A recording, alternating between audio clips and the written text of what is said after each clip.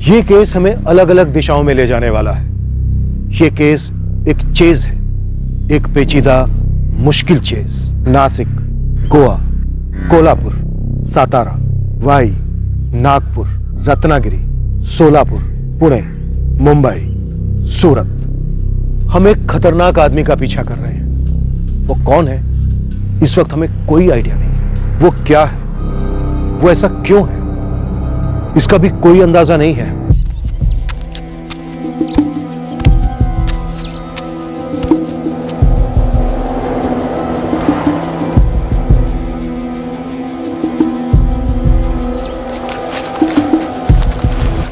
ये आदमी सनकी है, ऑब्सेस्ड है। रचना इतना काफी नहीं है उसे ढूंढने के लिए। हमें कुछ ठोस डिटेल्स और चाहिए होंगी। आप इसकी हिस्ट्री पे गौर कीजिए, उसके तरीके पर एक पैटर्न है उसमें। ये बहुत ही बारीकी और एहतियात के साथ ऑपरेट करता है। इसका एक ऑब्सेशन है प्रोटेक्टेड सेक्स। हर एनकाउंटर में कॉन्डोम यूज हो।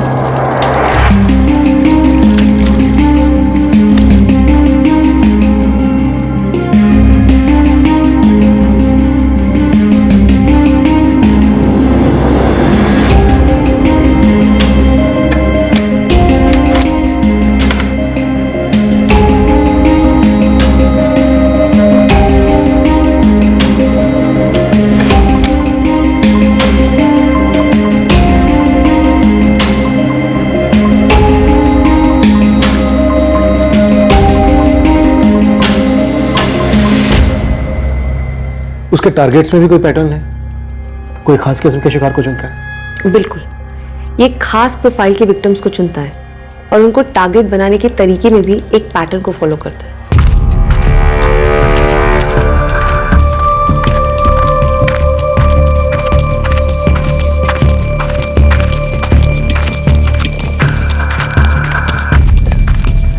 और कितनी दूर चलना होगा?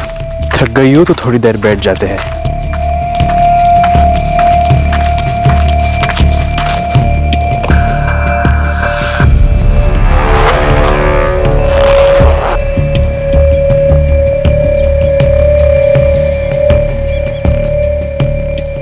ये लो, प्यास बुझ जाएगी।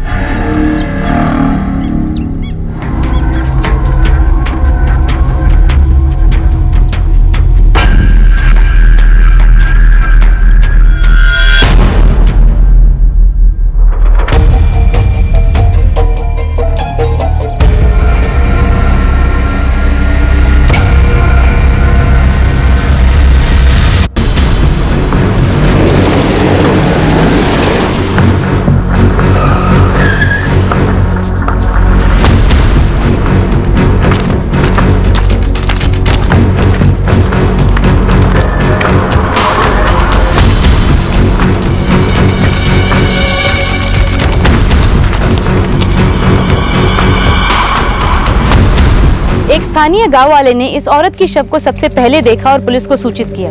अब तक इस औरत की कोई पहचान नहीं हो पा रही है क्योंकि क्राइम सीन में जो चीजें मिली है वो गुमराह करने वाली मालूम हो रही है। पुलिस पूरे इलाके में ढूंढ रही है लेकिन ऐसा लग नहीं रहा है कि मुजरिम कोई भी सुराग पीछे छोड़कर गया।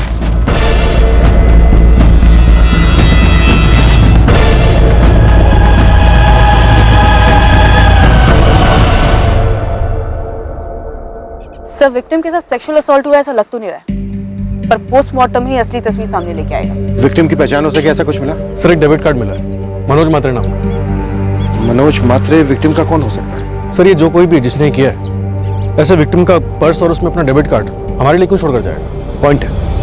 16 जुलाई 2017 हमारी Nashik crime branch rural division के ज्यूरिसडिक्शन में कत्ल की गई औरत का शव मिला है। इस केस का पहला सुराग एक क्राइम बीट रिपोर्टर से मिलने वाला है और फिर एक मनोवैज्ञानिक इस जुर्म और मुजरिम दोनों को समझने में हमारी मदद करने वाली है। यही है आगे बढ़ने के लिए। इस सुराग का पीछा शुरू करते हैं। अंधी गली में ले जाएगा शायद, पर पीछा तो शुरू होगा। सर, ऐसा ही एक केस मैंने एक अरसे तक ट्रैक किया था।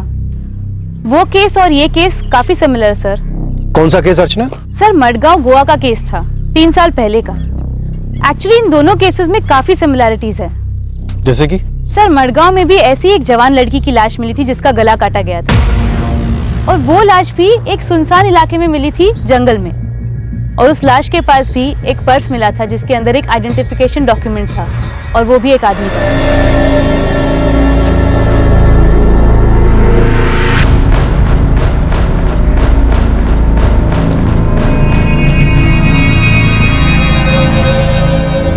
अनंत किनी।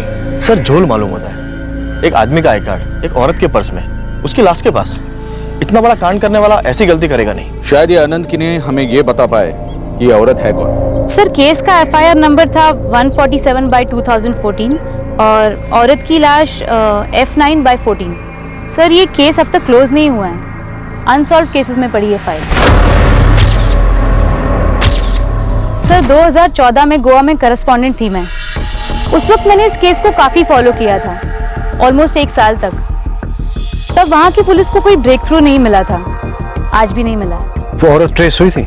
नहीं ना सर, एक्चुअली मैंने भी उस वक्त पुलिस की काफी हेल्प करने की कोशिश की थी, लेकिन वही अंधी गली। ये रिपोर्टर अर्चना की गोवा वाली लीड में पता नहीं कितना वजन है, पर गोवा पुलिस से कोऑर्डिनेटर तो बनता है। विनीत, तुम इस डेबिट कार्ड वाले मनोज मात्रे को ढूंढ निकालो। सुधा, तुम पोस्टमार्टम की सारी डिटेल्स इकट्ठा करो। मैं पता करता हूं कि यहाँ के केस में और गोवा के केस में और कितनी समानता है। सर, इन दोनों केसेस में कई चीजें कॉमन है। तो क्या हम एक सीरियल किलर का पीछा कर रहे हैं?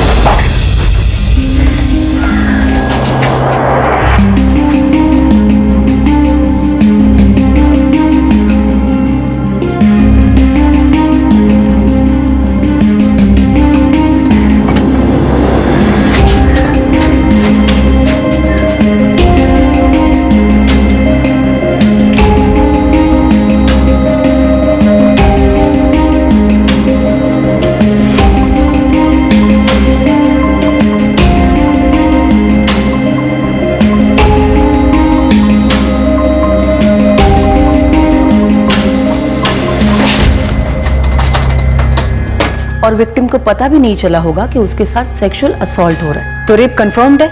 हाँ, सेक्सुअल एक्टिविटी तो हुई है, उसमें कोई दो राय नहीं है। लेकिन अजीब बात यह है कि सीमन की ट्रेसेस नहीं मिलेगी। जरूर कल्प्रिट ने कॉन्डम यूज किया होगा। आप कह रही थी कि विक्टिम को पता भी नहीं चला होगा?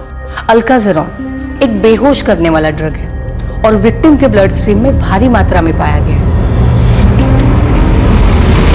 मतलब विक्टिम को टारगेट किया गया था, उसे सुनसान इलाके में ले जाके उसे बेहोश किया गया, शायद पानी या फिर ड्रिंक में ड्रग मिलाकर, और फिर उसका रेप हुआ और फिर कत्ल। पूरी संभावना यही हुआ होगा। लेकिन डॉक्टर, हमें क्राइम सीन से कोई भी कॉन्डम नहीं मिला है और ना ही ऐसी कोई चीज मिली है जो सेक्सुअल असॉल्ट या फिर मर्डर से जुड़ी हो। मुजरिम ने कोई एविडेंस पीछे नहीं छोड़ा है, बहुत चालाक मालूम होता है, शायद तजुर्बेकार। और विक्टिम, इसके बारे में कोई डिटेल? जो आपको मिला था उससे यही लगता है कि विक्टिम गरीब तबके को बिलोंग करती होगी। हाँ, इस डेबिट कार्ड की डिटेल्स हमें हमारे बैकएंड से पता करनी होगी कि इस मनोज मात्रे का अकाउंट हमारे कौन से ब्रांच से लिंक्ड है। मिस्टर राव, जितना जल्दी हो सके उतना अच्छा होगा। इस केस में यही एक लीड है हमारे पास, मनोज मात्रे का डेबिट कार्ड जो हमारी की औरत के पर्स में से बरामद हुआ। इस मनोज मात्रे की डिटेल्स मिल जाए तो हमारी काफी हेल्प होगी।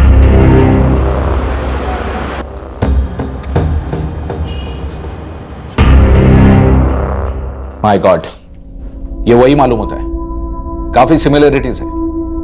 हमारे केस में भी विक्टिम के ब्लड स्ट्रीम से अल्काजेरॉन का हेवी डोज पाया गया था। सफियो, तुम्हारे केस में भी विक्टिम के साथ सेक्सुअल असॉल्ट हुआ था, कॉन्डम यूज हुआ था? यस गावड़ी, कॉन्डोम पहनकर सेक्सुअल असॉल्ट और उसके बाद गला काटा गया। कत्ल के 14 घंटे बाद बॉडी मिली थी। रेप, सेक्सुअल एक्टिविटीज तो हुई है, लेकिन विक्टिम को तो पता ही नहीं चला होगा क्योंकि वो बेहोश रही होगी और हमें 7 ट्रेसेस तो मिले नहीं। तो इसलिए हम ये कह सकते हैं कि असॉल्ट कॉन्डोम पहनकर किया गया होगा।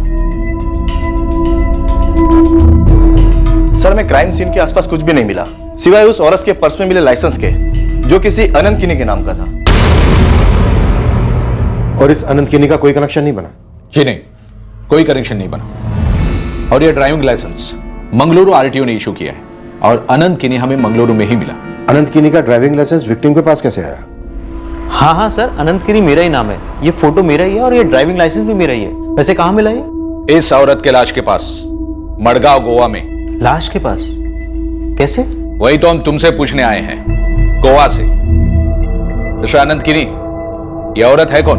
मुझे क्या पता ये औरत कौन है, और मैं तो मडगांव कभी गया भी नहीं हूँ। तो क्या तुम्हारा ड्राइविंग लाइसेंस खुद ब खुद तुम्हारे वॉलेट से निकलकर सीधे मडगांव पहुंच गया? मेरा वॉलेट चोरी हो गया था और उसमें मेरा पैन कार्ड वगैरह सब कुछ था सर।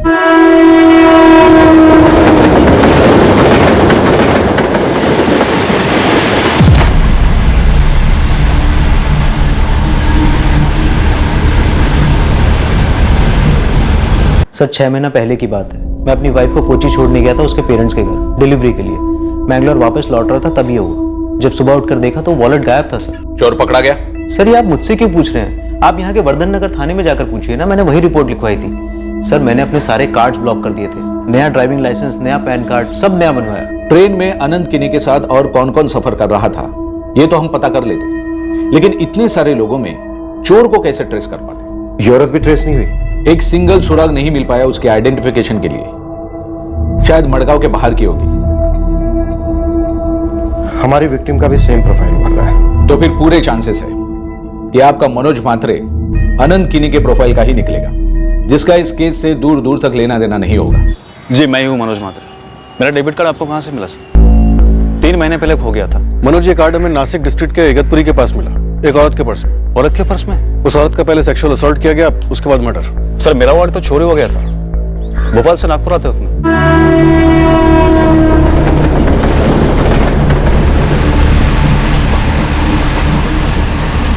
और जब सुबह मेरी नागपुर में नींद खुली तब जाकर मुझे पता चला कि मेरा तो वॉलेट ही गायब है। शुक्र है मेरे वॉलेट में सिर्फ बैंक के कार्ड्स थे, जो उसे तुरंत मैं ब्लॉक कर सका। इस औरत को जानते हो? मैं कैसे जानूंगा सर, मेरा नासिक साइड में तो आना जाना हुआ ही नहीं कभी। हाँ, एक आध बार शिरडी और शनि शिंगणापुर जाकर आया हूँ दर्शन के लिए। पर दोनों केसेस में एक दो नहीं, कई चीजें कॉमन है विनीत। हाँ सर, इतना तो पक्का है। ये सीरियल किलर सेक्सुअल असॉल्ट और मर्डर करने के अलावा चालाक चोर भी है। पर चोरी पैसों की नहीं, पहचान की करता है।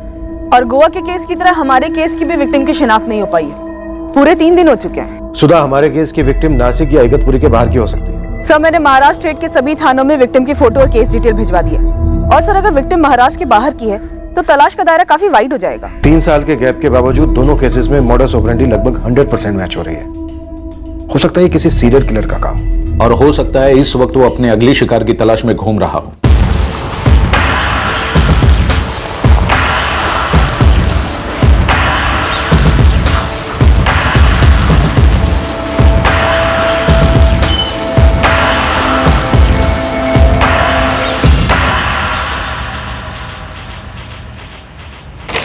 काफी एक्सपीरियंस है काम में। जगदीश माने? जी वो तो है, काफी टाइम से हूँ इस लाइन में। ये मास्क उतार सकते हो? चेहरा देखना है तुम्हारा। जी बिल्कुल। आपके यहाँ के सभी मजदूरों को भी ये मास्क पहन लेना चाहिए। इतनी धूल मिट्टी उड़ती है, फेफड़ों के लिए अच्छा नहीं है। तुमने मुंबई की साइट क्यों छोड़ी जगदीश? बिल्डिंग बन गई? नहीं जगदीश, मेरा मतलब है कि तुम मुंबई का काम छोड़ के पुणे क्यों चले आए? अब मुंबई में तो काम की कमी है नहीं। मैं मजदूरों को बहुत अच्छी तरीके से संभाल सकता हूँ अश्विन जी, लेकिन मुंबई की भीड़ और ट्रैफिक को संभाल ना पाया। मुझे ज्यादा शोर पसंद नहीं है, थोड़ी हरियाली हो, खामोशी हो, अच्छा लगता है।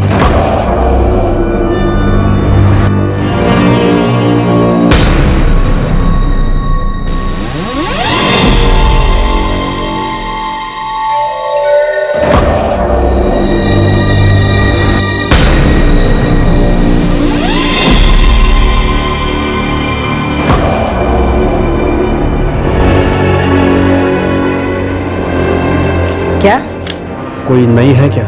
35 है।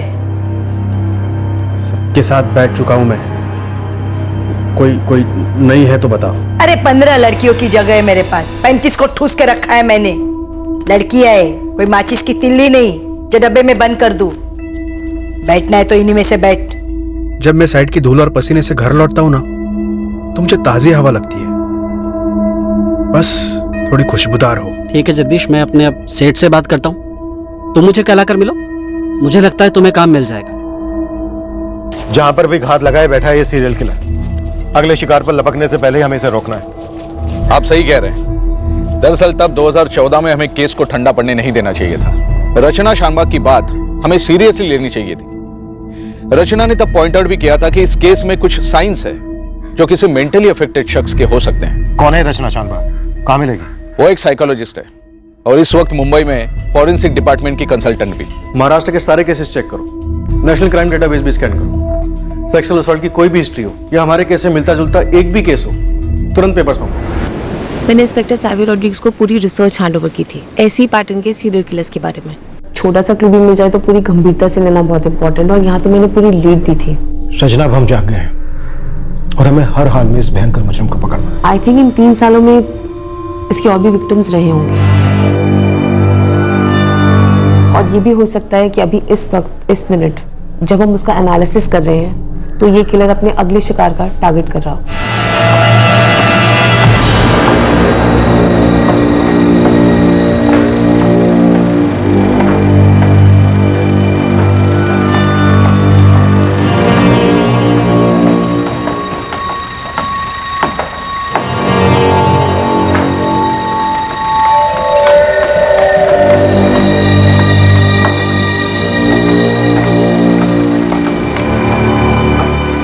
भारी पड़ रहा हो तो कम उठाओ वरना गिर पड़ोगी मधु।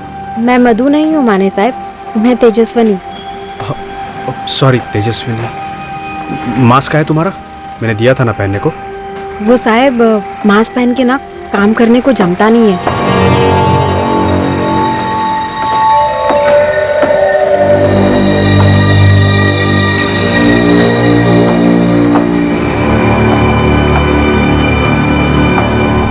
दोनों ही केसेस में एल्काज़ोरॉन ड्रग्स, यानी कि वो दवाइयों का जानकार है। इस दवा से तुरंत नींद आ जाती है, वो ये बात जानता है। और उसी बेहोशी की हालत में वो विक्टिम्स के साथ सेक्स करता है, फिर उन्हें मार डालता है। क्यों? जाहिर सी बात है, ताकि वो जिंदा न बचे उसे पहचानने के लिए। वो सेक्सुअल असॉल्टर होने के साथ साथ कातिल भी है। कत्ल सिर्फ उसके एक बचाव का तरीका है। उसका ऑब्जेक्टिव है सेक्स। सेक्स की भूख एक लत है, उसके लिए एक ऑब्सेशन है, एक बेलगाम जुनून की तरह। लेकिन उसका जुनून यही खत्म नहीं होता। इन्वेस्टिगेशन को गुमराह करने का भी उसका एक तरीका है। वो आपको भी गुमराह करने में उतनी ही मेहनत करता है। आप उसको कहाँ ढूंढेंगे वो पहले से ही प्लान कर लेता है। आपको नासिक पुलिस को नागपुर भगाया और मडगांव पुलिस को मंगलुरु भगाया। हमें इस आदमी का चेहरा चाहिए, इस आदमी का नाम चाहिए। मैं दावे के साथ कह सकती हूँ कि ये आदमी कोई फिक्स नाम से ऑपरेट नहीं करता होगा।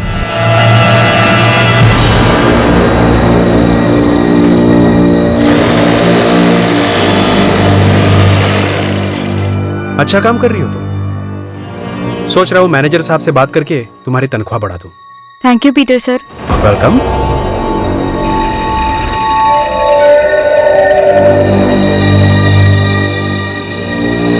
छुट्टी चाहिए थी ना तुम्हें? कल ले लो, तनख्वाह नहीं कटेगी तुम्हारी। धन्यवाद विजय साहब। ठीक है जगदीश, मैं अपने अब सेठ से बात करता हूँ, तुम मुझे कल आकर मिलो, मुझे लगता है तुम्हें काम मिल जाएगा। स्प्लिट पर्सनालिटी, आइडेंटिटी का मसला नहीं, वो इन जुर्मों में अपना असली नाम इस्तेमाल नहीं करना चाहता होगा, और जब वो इन दोनों औरतों से भी मिला होगा तो अलग अलग नाम से मिला होगा। वो कॉन्डोम यूज करता है इसलिए नहीं कि सीमेन सैंपल पुलिस की मदद करेंगे। मेरे ख्याल से वो अपनी सेफ्टी के लिए करता है, ताकि उसे कोई इन्फेक्शन ना हो, कोई बीमारी ना हो सकता है कि उसे सफाई का, सेफ्टी का ऑब्सेशन हो। वो अपना उतना ही ख्याल रखता है जितना ये अपने विक्टिम्स का रखता है। आप विक्टिम की फोटोज देखिए, विक्टिम के कपड़े फटे हुए नहीं है, ना ही इनकी बॉडी पे किसी स्ट्रगल के निशान है। सेक्सुअल एक्टिविटी हुई थी यह हमें पोस्टमार्टम रिपोर्ट में पता चला है, लेकिन क्राइम सीन पर उसने कोई निशान नहीं छोड़ा। वो पहले अपने विक्टिम्स को बेहोश करता है, फिर बहुत ही सावधानी से उनके कपड़े उतारता है, फिर उनके साथ सेक्स करता है, फिर उसके बाद उनका कत्ल करता है, और फिर उतनी एहतियात के साथ उनके कपड़े उन्हें वापस पहनाता है। ये अपने विक्टिम्स को मरने के बाद भी ऐसे ही नहीं छोड़ता, उनको अच्छे से वापस कपड़े पहनाता है, तभी उसके विक्टिम्स आपको ऐसे मिलते हैं जैसे कि वो मानो आराम से सो रहे हो। उसने दोनों मर्डर्स जंगल में किए, जहां लोगों का आना जाना ना के बराबर होता है। ऐसा किलर शायद पहले से ही तय करके रखता होगा कि किस दिन कितने बजे कौन से इलाके में उसको अपने विक्टिम को लेकर आना है। तो पूरे इलाके को बहुत अच्छे से स्टडी करता होगा, विक्टिम्स को किसी बहाने वहां पर लेकर जाता होगा। इगतपुरी के पास जंगलों में जहां पर आपको इस विक्टिम की लाश मिली, वहां पर कुछ मशहूर है। एक मंदिर है, इच्छापूर्ति मंदिर। मडगांव में भी कृष्ण मंदिर है, क्राइम सीन से थोड़ी ही दूर। तो शिकार को मंदिर ले जाने के बहाने वो जंगलों के रास्ते जाता होगा, और शायद शादी का भी झांसा वासा देता होगा। Who knows? मैंने मडगांव वाले केस में सारे पैटर्न स्टडी किए थे और अपनी रिपोर्ट फाइल की थी, और इस केस को साइनाइड किलर की केस स्टडी के साथ मैच किया था। Bus stop killer. Right. Cyanide killer mostly bus stop पे अपने शिकार को मारता था, और ये शख्स जंगलों में, वो भी एक जगह अपना शिकार नहीं करता था, अलग अलग शहरों में घूम कर करता था। और ये 2014 में मडगांव, 2017 में नासिक, और अब ये शख्स नासिक में नहीं मिलेगा। इस शख्स का चोरी करने के तरीके में भी एक पैटर्न है। ये अलग अलग जगहों से वॉलेट्स चुराता है और उनके आईडीज इस्तेमाल करता है। मडगांव में मंगलुरु के किसी आदमी का और नासिक में नागपुर के किसी आदमी का आईडी इस्तेमाल हुआ है। ये शख्स सिर्फ कत्ल करने के लिए सफर नहीं करता है, चोरी करने के लिए भी सफर करता है। वो शायद काफी दूर दूर तक जाता होगा, चोरी के लिए भी अपना टारगेट काफी सावधानी से चुनता होगा, शायद उनसे पहले दोस्ती भी करता हो, शायद इस बात को भी इंश्योर करता हो कि वो लोग उस शहर नहीं जा रहे जहां वो कत्ल प्लान कर रहा है। ये दोनों अनंत किनी और मनोज महात्रे, इन दोनों की वॉलेट्स चोरी करने में भी एक चीज नोटिस करने लायक है। इन दोनों की वॉलेट्स चोरी हुए हैं, सेलफोन्स नहीं, जबकि इन दोनों के सेलफोन्स चोरी करना भी उतना ही आसान होता। मतलब ये अपने साथ कोई ऐसी चीज नहीं रखना चाहता जिससे ट्रेस हो सके। बिल्कुल। तो फिर ऐसे शातिर को कोई चेहरा, कोई नाम कैसे दें? ये जो आपके दोनों विक्टिम्स हैं, ये निचले तबके से हैं। हो सकता है कि ये दिहाड़ी मजदूरी करते हों या फिर अपने परिवार से दूर रहते हों, इसीलिए इनकी मिसिंग कंप्लेंट आज तक अब तक नहीं पहुंची है। या ये भी हो सकता है कि इनके आगे पीछे कोई ना हो, इसलिए इनके परिवारों में कोई भूचाल नहीं आया। ये शख्स या तो ये इसी तबके का है या फिर इस तबके के लोगों के साथ काम करता है, उनके कांटेक्ट में है, जहां पर ये इन लोगों को स्पॉट करता है और फिर उनसे दोस्ती करता है। उसके अंदर कोई तो ऐसी क्वालिटी है, कोई तो ऐसी पार है जिससे वो औरतों को कंफर्टेबल फील करवाता है, या फिर यूं कहिए उन्हें फंसाता है।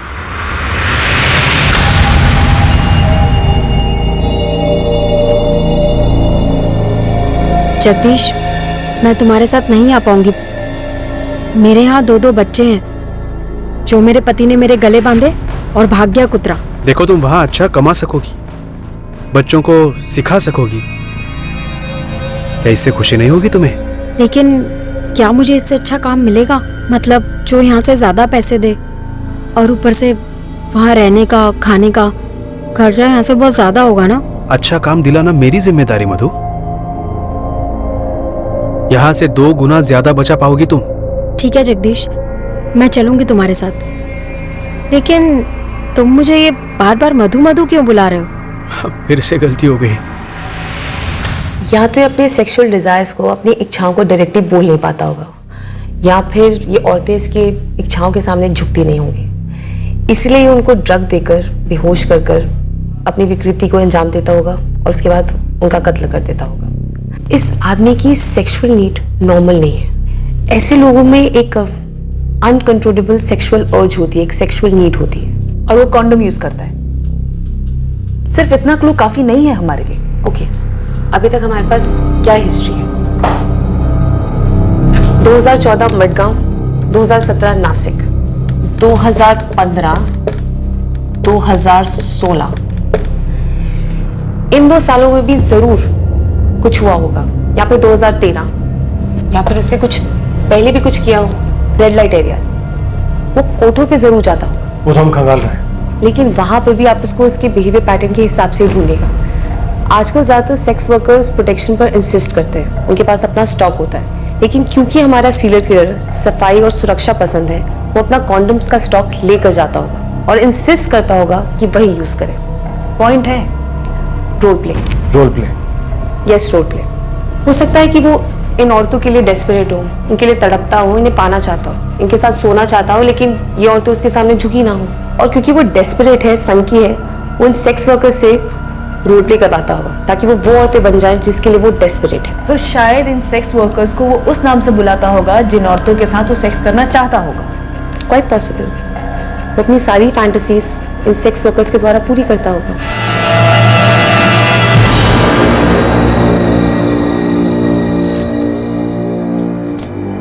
साड़ी है तेरे पास? है ना। पहन क्या?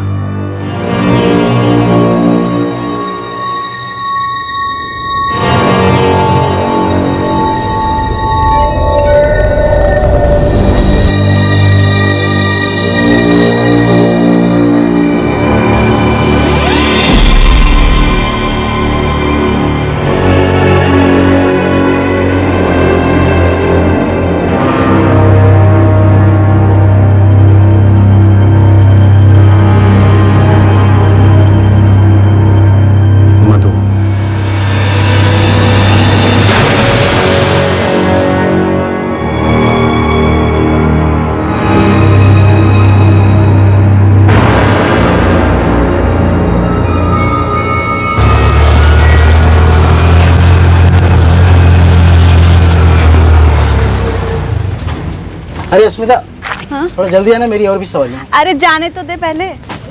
क्या रे गुरु, क्या काम है? अस्मिता सुनना, मुझे एक आदमी चाहिए। वो थोड़ा येड़ा है, क्रैक। साहब लोग बोल रहे थे ये जो तेरा नासिक वाला अड्डा है वहाँ गारंटी आया रहेगा। तूने मुझे आधार कार्ड का सेंटर समझ के रखा है क्या? फोटो तो दे उसका। वही तो नहीं है। तो फिर हवा से ढूंढ के निकालूं क्या? अरे तू समझ नहीं रही, मतलब मुझे इतना ही पता है कि वो येड़ा है, सनकी है, बस। हमारे पास जो आधे से ज्यादा आते हैं ना, वो येड़े और सनकी होते हैं। ये अलग टाइप का येड़ा है, मतलब अपना कॉन्डोम साथ लेकर आता होगा। सच में बोल रहा हूँ। अब देख, तेरा नाम अस्मिता है ना, अगर वो तेरे साथ बैठेगा तो तुझे किसी और नाम से पुकारेगा, करिश्मा, रेशमा या कुछ और। अरे कोई आइटम होगी, इसके हाथ नहीं आई होगी, तो रोल प्ले टाइप का कुछ करता होगा ऐसा। साहब लोग बोल रहे थे। आगे बोल। शायद कुछ खास कपड़े पहनने को बोलता होगा, और शायद सेक्स भी अलग तरीके से करता होगा। या कुछ पागल रे, ये टाइप का कुछ। मेरा पाला तो ऐसा किसी से नहीं पड़ा अभी तक। तो बात घुमा अपने कोठे पे और बाकी कोठों पे भी। क्यों भाई, क्या किया इसने? किसी की जेब काट के भागा है क्या? गला काटा है, कम से कम 2 औरतों का, और इससे ज्यादा भी हो सकती है। एक सीरियल किलर हो सकता है। मतलब ये वैसा साइको है जैसे फिल्मों में साइको होते हैं? वैसा ही, पहले दवा खिलाता है, बेहोश करता है, और कॉन्डोम पहन के रेप करता है, फिर मर्डर, फिर फरार।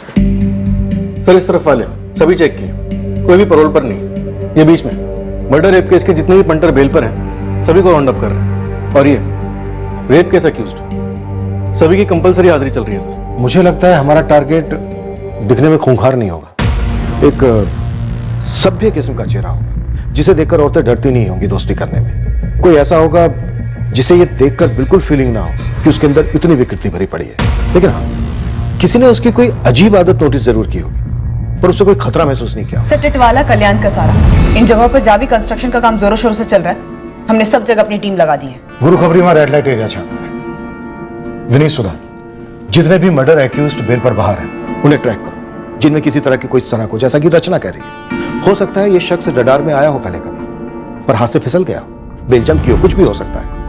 हर मुमकिन एंगल टटोला, पूरी ताकत लगाकर हमें उसे ढूंढना है। अब एक और मर्डर होने नहीं देना।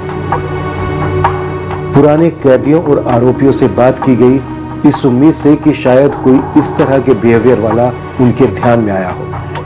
रेड लाइट एरिया के कोठों पर हमारे खबरी पूरे जोश से उस शख्स के बारे में कोई ना कोई सुराग ढूंढने की कोशिश में थे।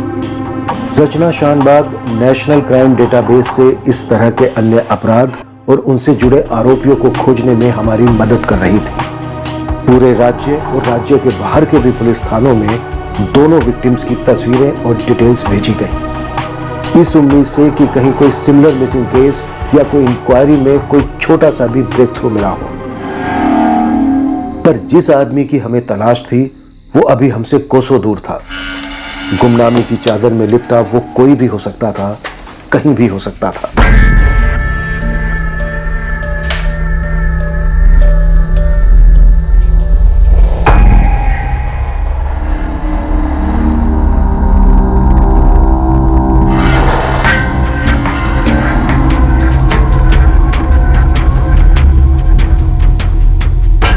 The number you have called is currently again later. Thank you. हम उसे ढूंढ रहे थे और वो भी किसी की तलाश में था. तुम्ही डायल केलेला नंबर बंद आहे. कृपया थोड्या वेळाने.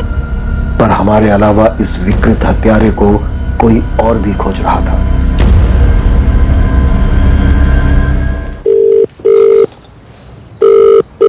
हाँ स्मिता, अरे केस की बोनी तो करा. पूजा नाम है लड़की का. हाँ, रामाबाई के कोठे पे बैठती है. पूजा, बता क्या जानती है? पहले ये बता कि तेरी टिप में मेरा कितना टक्कर है? अरे यार पूजा, कुछ काम की बता तो सही. इंस्पेक्टर मिलिंद, मुझे शायद आपकी केस में एक लीड मिली है. वैसे अभी तो नेशनल डेटाबेस में मिले सारे अपराधियों और आरोपियों की फाइल्स मैंने नहीं छानी है, लेकिन मिसिंग फाइल्स में एक ऐसा नाम है जो शायद हमारे किलर की प्रोफाइल से मैच करता है. कौन है गुमशुदा आदमी? इसका नाम है कमलेश यादव. ये अक्टूबर 2016 में सतारा से गायब हुआ था. हो सकता है कि कमलेश यादव इसका असली नाम भी ना हो, लेकिन एक लीड हो सकती है. रचना, तुम्हें ऐसा क्यों लग रहा है कि ये गुमशुदा आदमी हमारी लीड हो सकता है? अरे कुछ तो बताना यार, नाम, हुलिया या निशान, कुछ तो. अबे मैं क्या ग्राहकों के नाम पूछते बैठती हूँ, और अगर बता भी देगा तो क्या भरोसा है कि सही नाम है. अरे वो अस्मिता बोली थी मेरे को कि ऐसा ऐसा एडे टाइप का आदमी है. मैंने कहा हाँ, आया तो था एक ग्राहक ऐसा. अबे वो खुद ही अपना कंडोम लेके आता था और हर बारी ना उसको चाहिए होता था कि मैं कुछ नया पहन कर आऊं. क्या? नहीं मतलब मैं सलवार पहनी थी तो बोला जा जाके साड़ी पहन के आ जा. फिर अगली बार जब मैं साड़ी पहनी थी तो बोला जा वो जीन्स पैंट और शर्ट पहन के आ जा. और फिर एक बार तो बोला कुछ मत पहन, ऐसे ही खड़ी हो जा दीवार के सहारे. एक घूर बच्चन, ताजमहल नहीं हूं मैं. ठंड लग रही है मेरे को.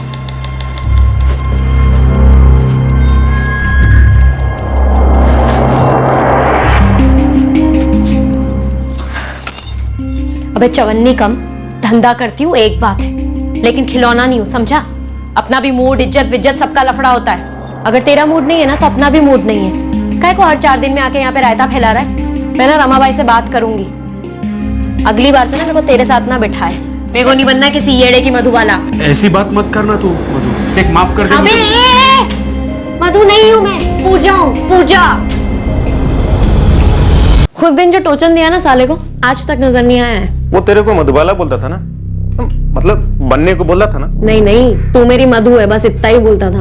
अभी मैंने भी सोचा क्या फर्क पड़ता है, किसी भी नाम से बुलाया, मैंने कौन सी शादी करनी है उसके साथ में. पर फिर ये बंदा बैठता था मेरे साथ में और कुछ भी होने के पहले ना पानी मांगता था और जाके हाथ धोता था, और फिर सब कुछ हो जाने के बाद में वापस जाके साबुन से हाथ धोता था, और कभी कभी तो यूं ही बीच में ही हाथ धोने चले जाता था.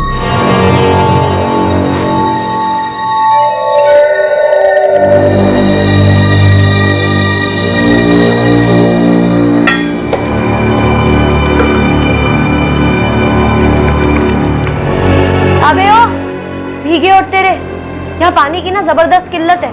तो क्या बार बार हाथ धोता रहता है? कूड़ा दानू मैं?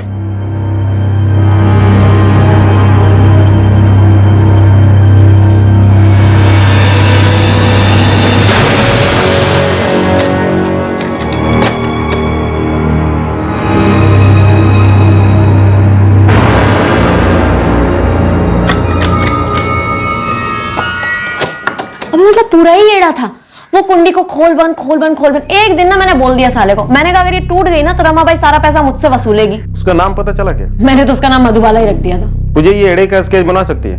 ये एड़ा ही अपना टारगेट लगता है. चलना गुरु, स्केच स्केच मेरे को कहाँ बनाना आता है? अरे तेरे कौन बोला बनाने के लिए? मतलब हुलिया बता सकती है क्या? मेरे को उसकी हरकतें याद है, थोबड़ा नहीं. और ना ही मेरे पास इतना टाइम है कि मैं उसको याद करने के लिए बैठूं. जितना मुझे पता था मैंने तेरे को सब बता दिया. अब तो मेरा कमीशन दे और तू भी निकल यहाँ से. इतना ही पता है मेरे.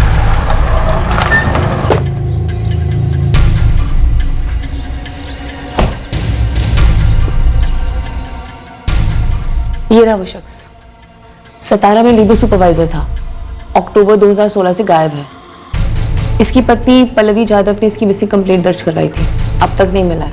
तुम दावे के साथ इसे कल्प्रिट मान रही हो इस केस का, क्योंकि ये लेबर सुपरवाइजर था? सिर्फ ये रीजन नहीं है, मैं दरअसल जितनी भी औरतें मिसिंग हैं उनकी फाइल्स चेक कर रही थी. ये कनेक्शन क्या बनता है रचना?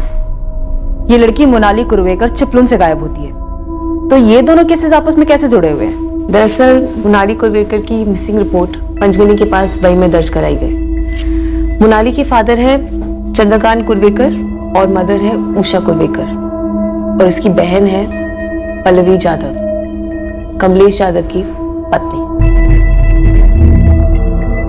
मैं कोई नतीजे पे नहीं पहुंच रही हूँ, मैं सिर्फ सारी डॉट्स ज्वाइन करने की कोशिश कर रही हूँ। दरअसल ये लेबर सुपरवाइजर कमलेश यादव की प्रोफाइल मेरे दिमाग में अटक गई थी, वो भी अभी तक नहीं मिला है। और फिर मुझे मोनाली की मिसिंग फाइल मिली। मोनाली जो पल्लवी की बहन है, पल्लवी जो मिसिंग कमलेश यादव की पत्नी है, और मोनाली अभी तक नहीं मिली है। कमलेश यादव की पूरी डिटेल्स निकालते हैं। सतारा में इसकी फैमिली का कोई ना कोई जरूर होगा। सर, गुरु खबरी आया है, भेजो उसे। बोल गुरु। सर, रामाबाई के कोठे पे एक पूजा करके लड़की है, उसका एक कस्टमर था, वो बिल्कुल वैसा ही था जैसा आपने बताया था, वही कॉन्डोम वॉन्डोम रोल प्ले जैसा, लेकिन 1 महीने से वो आया नहीं उधर। इस पूजा को ले आता अपने साथ? पूजा बोल रही थी, उसका चेहरा वेरा याद नहीं उसे, तो स्केच उसके नहीं बना सकती। ये एड़ा 1 महीने से आ नहीं रहा है ना उधर। हाँ, वो बोल रही थी हर बारी उसे अलग अलग कपड़े में देखना उसे पसंद है, उसे मधु मधु करके बुलाता था। अगर वो स्केच नहीं बनवाना चाहती है तो हम उसे फोटो दिखा सकते हैं। गुरु, ये फोटो दिखा से और कुछ ये याद नहीं है क्या? सतारा के इस केस की डिटेल्स निकाल। इस केस में हर लीड दरअसल अंधेरे में तीर था और हमारा मुजरिम बेहद खतरनाक था और हमें किसी भी सूरत में उसे ढूंढना ही था, चाहे वो कोई भी हो, कहीं भी हो। और रचना द्वारा दी गई लीड हमें उस शख्स की पहली झांकी देने वाली थी कि आखिर वो शख्स कौन था जिसे हम खोज रहे थे। हाँ, वो मिसिंग कमलेश यादव का केस मुझे अच्छे से याद है। सीरियल किलर कैसे बने? इस वक्त हम दावे के साथ तो नहीं कह सकते, लेकिन ये कमलेश यादव हमारा टारगेट हो सकता है। हमें कमलेश की पत्नी पल्लवी यादव से बात करनी थी और कमलेश की फैमिली तक भी पहुंचना है। लेकिन सतारा में तो कमलेश यादव की कोई फैमिली है ही नहीं। तो फिर कहाँ है? कमलेश यादव की पत्नी पल्लवी ने हमको बताया था कि उसकी कोई फैमिली है ही नहीं। कुछ तो बड़ा पार्ट है। पल्लवी की छोटी बहन मोनाली भी चिपलून से तकरीबन उसी वक्त गायब हुई थी जब कमलेश यादव गायब हुआ। हाँ, मुझे मालूम है। आप पल्लवी यादव से बात करना चाहते हैं? हाँ, ठीक है, आप मुझे आधा घंटा दीजिए, मैं पल्लवी से कांटेक्ट करता हूँ। मोनाली कुर्वेकर की मिसिंग कंप्लेंट यहाँ वाई में हमारे ही पुलिस स्टेशन में दर्ज हुई थी, लेकिन वो गायब यहाँ से नहीं हुई थी। मोनाली के माँ बाप का कहना था कि मोनाली को चिपलून के किसी होटल में नौकरी मिली थी, इसलिए वो चिपलून गई थी। हमने चिपलून के सभी छोटे बड़े होटल्स में पूछताछ की थी, मोनाली कुर्वेकर नाम की किसी लड़की को किसी होटल में कोई नौकरी नहीं मिली थी। क्या? 14 अक्टूबर 2016 को मोनाली अपने घर से चिपलून के लिए निकली थी, लेकिन तब से उसका कोई पता नहीं। मोनाली के माँ बाप ने उसी शाम आकर कंप्लेंट लिखवाई थी। मुझे मोनाली के माँ बाप से बात करनी है। हाँ बाबा, मुझे भी पुलिस का फोन आया था, उनको कमलेश के बारे में बात करनी है। अगर पल्लवी काय भानगढ़ है, कमलेश और मोनाली की खबर आ रही है, वो भी साथ साथ। तुम अपने थाने जाकर पता करो ना, मैं भी अपने थाने के लिए निकलती हूँ, जरूरत पड़ेगी तो मैं वाई आ जाऊंगी। मी आधीच सांगितलं होतं, इस कमलेश में खोट है, लेकिन पल्लवी ने हमारी सुनी ही नहीं। उषा, कमलेश गया खड्डे में, मुझे अपनी बेटी मोनाली की फिक्र है।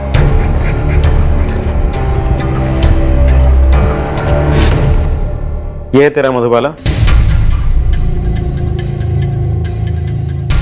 सर, आपकी ये साइको मैडम ने सही पकड़ा है, ये कमलेश यादव ही आपका टारगेट है। पूजा ने पहचान लिया इसको। पूजा को इसने अपना क्या नाम बताया था? पूजा को इसका नाम तो नहीं पता था, लेकिन वो इसको मधुबाला करके बुलाती थी, क्योंकि ये एड़ा चाहता था कि वो इसकी मधु बने, और ये पूजा को हमेशा मधु मधु करके बुलाता था। अब हमें पल्लवी और उसके परिवार के पीछे लगना होगा। क्या पता शायद पल्लवी की छोटी बहन मोनाली को इस कमलेश यादव ने मार दिया हो। सर, पूरा परिवार यहाँ पहुंच रहा है, सतारा पुलिस ने कंफर्म किया। पल्लवी और उसके माँ बाप जरूर इस कमलेश यादव के बारे में कोई ठोस इन्फॉर्मेशन दे सकते हैं। वैसे सतारा पुलिस ने कंफर्म किया है कि इस कमलेश यादव का कहीं कोई परिवार नहीं है, नहीं सतारा में और नहीं कहीं और। ये कमलेश यादव या जो भी इसका नाम है, ये हमारा टारगेट। हमारे टारगेट को एक चेहरा मिल गया है, बस जल्द से जल्द हमें इसे थमना है।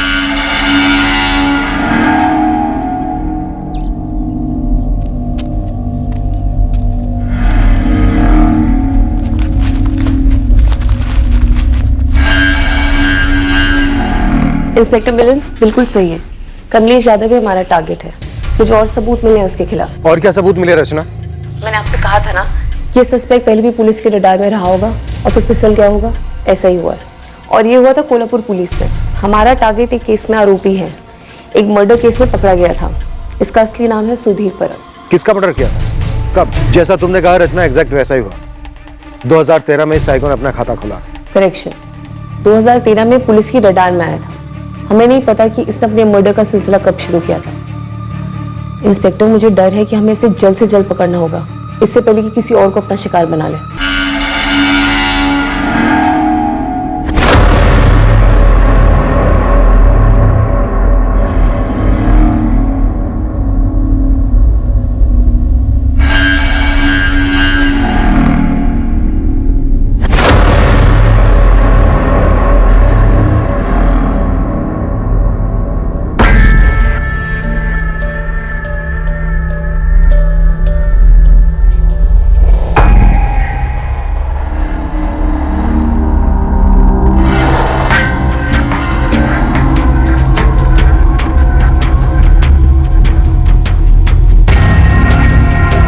बहुत सुंदर दिख रही हो मधु।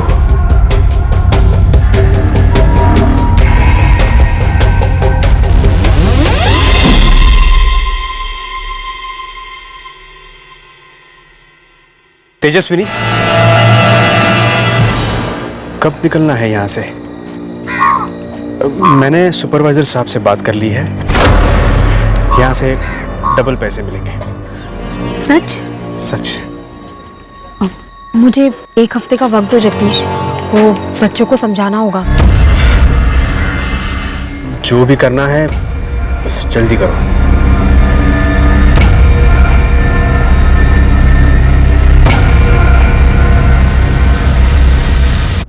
हमारा संदिग्ध एक पुलिस थाने की गिरफ्त में था। 2013 में उसने मैथिली खेड़ेकर नामक औरत की हत्या की थी। ये आदमी अपनी जेल की सजा के बीच वहां से निकला कैसे? अपनी विकृति को कैसे अंजाम दे पाया? ये सुधीर परब ही कमलेश यादव है। ऐसा कैसे हो सकता है कि पल्लवी और उसके माँ बाप इस बात से बिल्कुल अनजान हो? शायद जानते होंगे पर छुपा रहे हैं। शायद फैमिली खुद विक्टिम है सर। पल्लवी की छोटी बहन मोनाली, वो भी तो मिसिंग है। तुम दोनों पल्लवी और उसके माँ बाप से बात करो, जो लीड मिले फॉलो करो। मैं कोल्हापुर में जाकर पता करता हूं कि सुधीर परब की असलियत क्या है। शायद उसके अतीत में कुछ ऐसा मिले जो उसे रोकने में काम आए।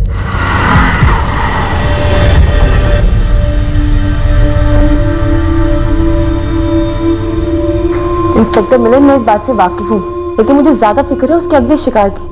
अगर आप इस सुधीर परब का फोटो पब्लिक कर देंगे तो वो उसे अलर्ट कर देगा। पर रचना, रेड अलर्ट जारी नहीं करना उन लोगों के लिए खतरा बढ़ा देगा जो सीरियल किलर के अगले शिकार होंगे। इंस्पेक्टर मिलन, मैं गलत हो सकती हूँ, लेकिन मुझे लगता है कि आपको ऑपरेशन सीक्रेट रखना चाहिए। आपको अपनी पुलिस टीम्स और खबरियों को महाराष्ट्र के अलग अलग शहरों में भेजकर इस किलर के पास पहुंचना चाहिए। आप इसका फोटो पब्लिक कर देंगे तो वो शायद अंडरग्राउंड हो सकता है, और फिर पता नहीं वो कौन कौन से शहरों में जाके किन किन औरतों को अपना शिकार बनाए। बहुत शातिर आदमी है। ओके रचना, एक पॉइंट तक ये ऑपरेशन सीक्रेट रहे, पर ज्यादा देर नहीं। एक जगह कमलेश यादव, दूसरी जगह सुधीर परब, जहाँ से अरेस्ट हुआ था। पता नहीं किस नाम से ऑपरेट करता है। कोठों पर जाता है, कंस्ट्रक्शन साइट पे काम करता है। ऐसे जगह को टारगेट करो। एक शहर, एक कस्बा, एक गांव, कुछ नहीं बचना चाहिए। पुलिस वाले टारगेट टिप देने को रेडी है, बस खबर पक्की होनी चाहिए। 12 अक्टूबर को निकला था कमलेश, उसके बाद कभी लौटा ही नहीं। कोई फोन, कुछ भी नहीं सर। ये उसका तब का नंबर है। ये नंबर 12 अक्टूबर से बंद है? हाँ, मैंने सतारा पुलिस स्टेशन में भी यही नंबर दिया था। पाटिल सर, अक्टूबर 2016 में जो आपने कमलेश यादव के कॉल रिकॉर्ड्स और फोन की डिटेल्स निकलवाई थी, आप वो मुझे भेज दीजिए। ठीक है सुधा, मैं भिजवा दूंगा।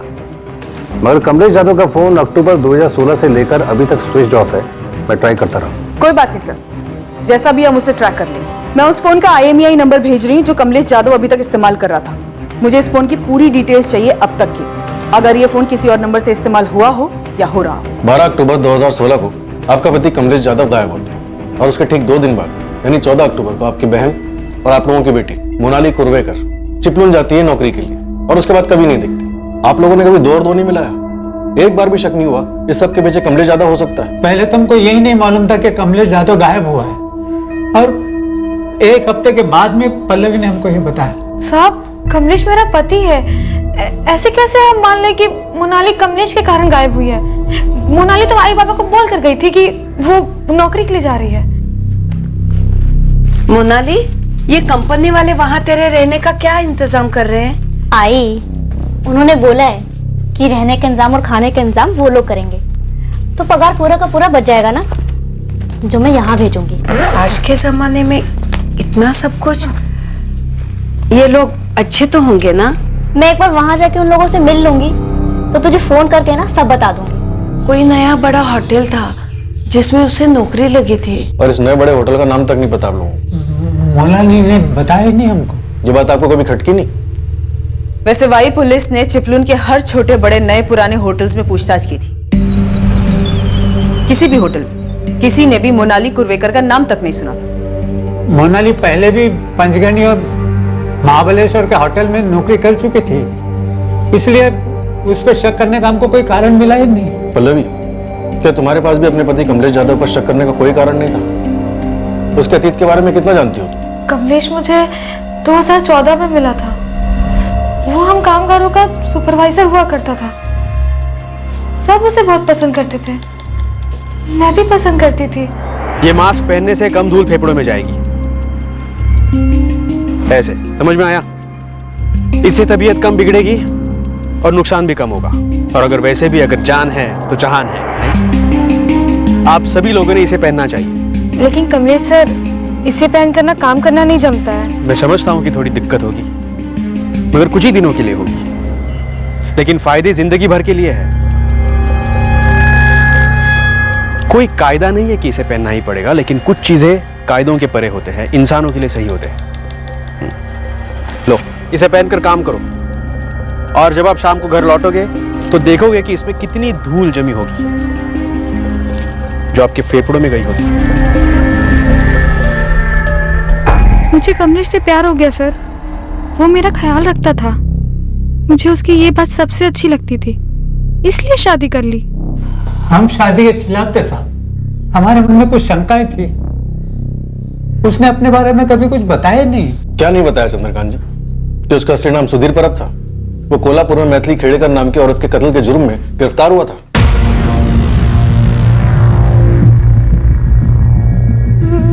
मैं किसी मैथिली के बारे में नहीं जानती। मुझे शक था कि कमलेश की जिंदगी में कोई मधु है। हर बारी उसे अलग अलग कपड़े में देखना उसे पसंद है। उसे मधु मधु करके बुलाता था। तो इस मधु की बात को लेकर तुमने क्या किया पल्लवी? कभी मधु के बारे में कुछ जानने की कोशिश की? कभी कमलेश से कुछ पूछा? हाँ, कमलेश, तुमने आज फिर मुझे मधु कहकर पुकारा। अच्छा, मधु? हाँ, तुमने पुकारा। मधु, हो गया मेरा, निकल रहा हूं मैं। पता नहीं क्यों, बस निकल गया होगा। लेकिन कमलेश, ये पहली बार नहीं हुआ है। इससे पहले भी तुमने मुझे मधु कहकर पुकारा है। कौन है ये मधु? मुझे क्या पता रहे, इतने अलग अलग लोगों से मिलता रहता हूं मैं, अलग अलग साइट्स पे। निकल गया होगा गलती से, इंसान हूं मैं, जुबान फिसलती है कभी कभी। चल निकलता। मुझे शक हो गया था कि कमलेश का किसी मधु के साथ चक्कर चल रहा है। मुझे लगा साइट पर कोई होगी ये मधु। मैंने अपने तरीके से साइट पे पता किया था, वहां कोई मधु नहीं थी। जब पल्लवी उस कमलेश को हमसे मिलाने लाई थी, हमने उसके माँ बाप के बारे में, उसके परिवार के बारे में ठीक है, बचपन में तुम्हारे माँ बाप गुजर गए, लेकिन कमलेश, तुम्हारा कोई गांव तो होगा ना? किसी न किसी गांव में, कस्बे में कोई ना कोई रिश्तेदार तो हो गए। अगर होगा भी तो मुझे कुछ याद नहीं है। इतने साल अकेला रहा हूं, कुछ याद ही नहीं है बचपन के बारे में। लेकिन मेरे बाबा ने मेरे लिए काफी कुछ छोड़ रखा था, उसी से मैंने अपनी इंजीनियरिंग कंप्लीट की। सब खुद किया मैंने। हाँ, कुछ रिश्तेदार थे जरूर, लेकिन उनका रिश्ता सिर्फ पैसों से था। लेकिन मैंने किसी को भी अपने करीब नहीं आने दिया। तो तुम्हारे बाबा क्या करते थे? बिल्डर थे। काफी कुछ जमीनें छोड़ी है मेरे लिए, पुणे में, मुंबई में। जमीनें हैं पुणे में, मुंबई में, इंजीनियरिंग पढ़े हो, और इस सब के बावजूद कामगारों के सुपरवाइजर बने। हाँ, क्योंकि बाबा ने जो छोड़ा है वो कहीं भागा तो नहीं जा रहा है। और वैसे भी मुझे लोगों के साथ काम करना बहुत अच्छा लगता है, उनके बीच रहकर काम करना बहुत अच्छा लगता है मुझे। पल्लवी बेटा, मैं घुमा के बात नहीं करूंगा, सीधे बोलूंगा। कमलेश ये आदमी मुझे टेढ़ा लग रहा है। वो कोई टेढ़े बेढ़े आदमी नहीं है, उन्हें वाकई लोग पसंद करते हैं। आप ना कभी साइट पर आके देखो, कमलेश की लोग बहुत इज्जत करते हैं। आई, उन्हें लोग सच्ची प्यार करते हैं, क्योंकि वो दिल से लोगों की मदद करते हैं। ये सब बातें अपनी जगह पल्लवी, लेकिन जो आदमी अपने खानदान का नाम तक नहीं लेता, कहता है कि रिश्तेदारों को दूर कर दिया, ये क्या बात हुई? सबसे बैर तो नहीं हो सकता, जबकि वो कहता है कि उसे लोग पसंद है। आप लोगों ने उसे सही तरीके से नहीं देखा है। मैंने देखा है बाबा। हमने जिंदगी देखी है बेटा पल्लवी। मैं इस शादी को अपनी रजामंदी नहीं दे सकता। पल्लवी प्यार में अंधी हो गई थी, कमलेश से शादी कर ली, हमको अंधेरे में रखा और हमें तब बताया जब कमलेश इसे छोड़ के चला गया। इसलिए कमलेश के गायब होने में और मोनाली के गायब होने में कोई लेन देन है, ये हमें सूझा ही नहीं। मुझे अभी भी नहीं लगता कि कमलेश ऐसा कुछ कर सकते हैं। कैसा कुछ पल्लवी? क्या यकीन नहीं होता है कि तुम्हारा पति कमलेश मोनाली को भगा के ले गया है? वो तो हम भी नहीं कह रहे हैं, क्योंकि वो अभी साबित नहीं हुआ है। लेकिन कोल्हापुर में जो मर्डर हुआ है वो तुम्हारे पति कमलेश ने खुद कबूल किया है। तुम्हारा पति कमलेश दरअसल खूनी सुधीर परब है, जो कि शायद ये भी उसका असली नाम ना हो, और जो खून उसने किया है शायद वो खून भी उसका पहला खून ना हो। पल्लवी जाधव से हम सिर्फ ये जान पाए कि उसे और उसके परिवार को किस तरह कमलेश जाधव और सुधीर परब ने दगा दिया था। उसके सीरियल किलर होने की तरफ कोई इशारा नहीं मिल रहा था, पर कोल्हापुर से हमें इस केस के लिए एक मजबूत ठोस लीड मिलने वाली थी। पर क्या यह लीड हमें इस सीरियल किलर तक पहुंचाएगी, यह देखना बाकी है। सुधीर परब पुलिस कस्टडी से भाग गया, पर कैसे रमेश? हमारी तरफ से लापरवाही हुई थी सर। 19 जून 2013 को कोल्हापुर के पास जंगलों में मैथिली खेड़ेकर की लाश मिली थी।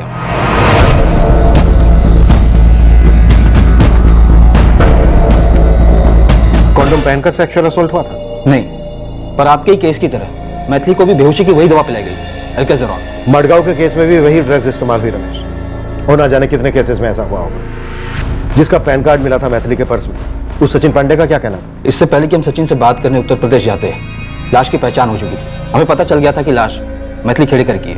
कैसे? मैथिली पास ही कंस्ट्रक्शन साइट पर कामगार थी, सुधीर परब के साथ रहने लगी थी।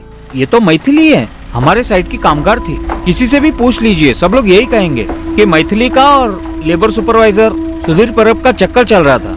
ये उसके साथ उसके घर पे रहने लगी थी। कब से?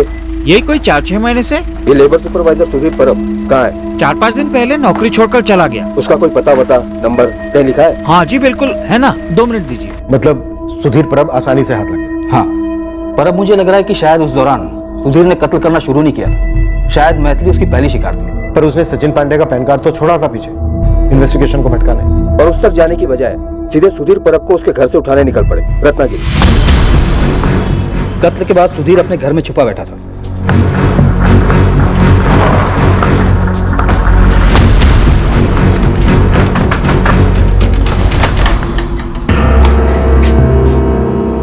कोल्हापुर पुलिस। सुधीर कुठे है? अंदर है वो। क्या बात है साहब? बुलाओ उसको। सुधीर, काय गो? पुलिस आई तेरे लिए कोल्हापुर से। क्या करना साहब? अरे शर्ट कहाँ पहन रहा है? अभी तो तेरी पैंट भी उतरेगी लॉकअप में। लेकिन मैंने किया क्या है? अब क्या किया इसने साहब? अच्छा तालमेल है पति पत्नी का।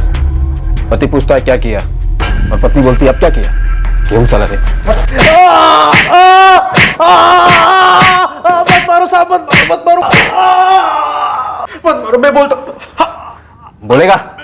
बोलता हूं। उठाओ इसे।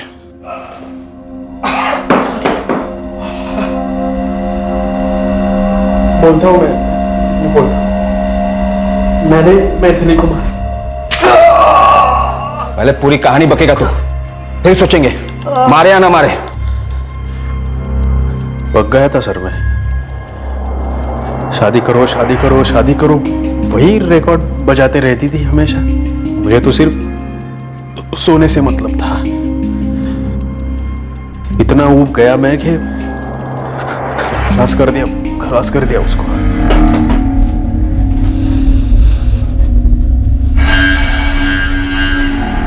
चार महीने से ऊपर हो गए, 2 हफ्ते में करने वाले थे। बोलो कब करोगे शादी? मैथिली खाना तैयार है? तुमने बताया नहीं कब करोगे शादी?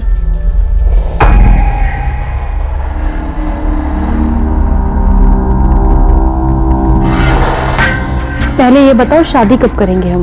हाथ भी नहीं लगाने देती थी मुझे। शादी करो वही रिकॉर्ड बजाते रहती थी। फिर एक दिन मैं बोला उसे, रुक, आज ही करते हैं शादी। लेके गया मैं उसे तब जंगल में? हाँ।